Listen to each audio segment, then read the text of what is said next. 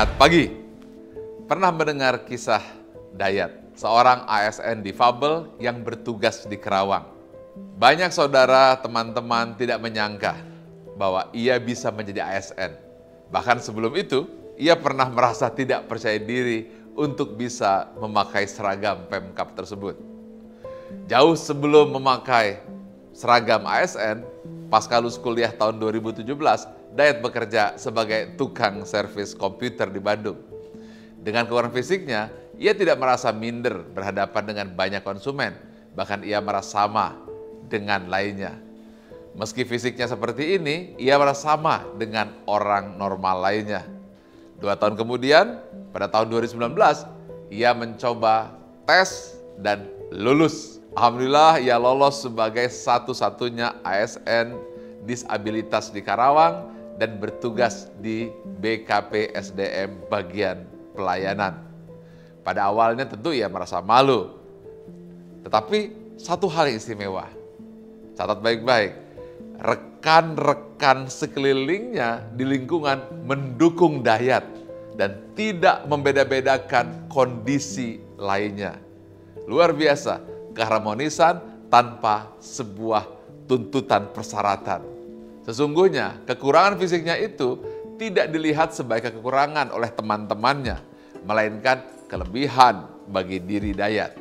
Hingga ASN lain pun termotivasi. Dayat orang yang rajin, patuh atas tugas yang diembannya. Kisah Dayat inilah contoh bagaimana teman-temannya bisa harmonis dan kemudian menjalin saling support di antara teman-teman ASN lainnya. Perbedaan latar belakang tidak menjadi masalah.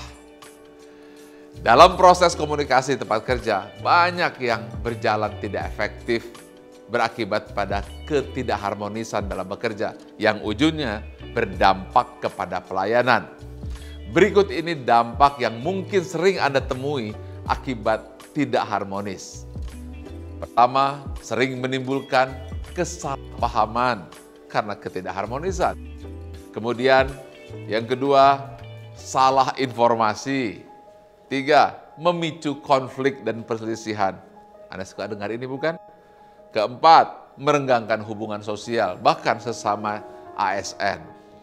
Kelima, timbul konflik berkepanjangan yang ujungnya mengganggu pelayanan.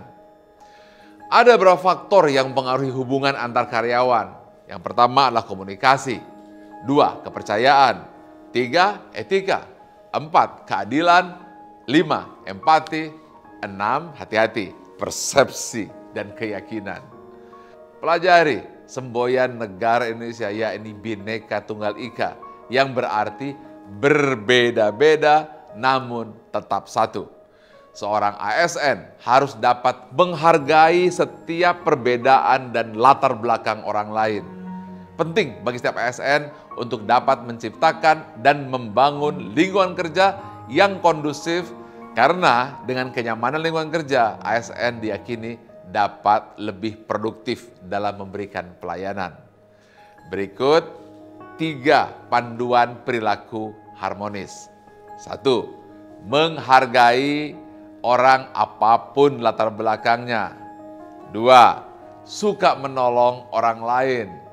3, membangun lingkungan kerja yang kondusif. Muhammad Yamin berkata, cita-cita persatuan Indonesia bukan omong kosong, tetapi benar-benar didukung oleh kekuatan-kekuatan yang timbul pada akar sejarah bangsa sendiri. Ikuti saya semua, Anda tarik nafas, masukkan ke hati.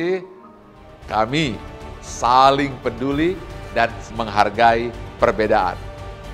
Mari pelihara terus keharmonisan di lingkungan kerja.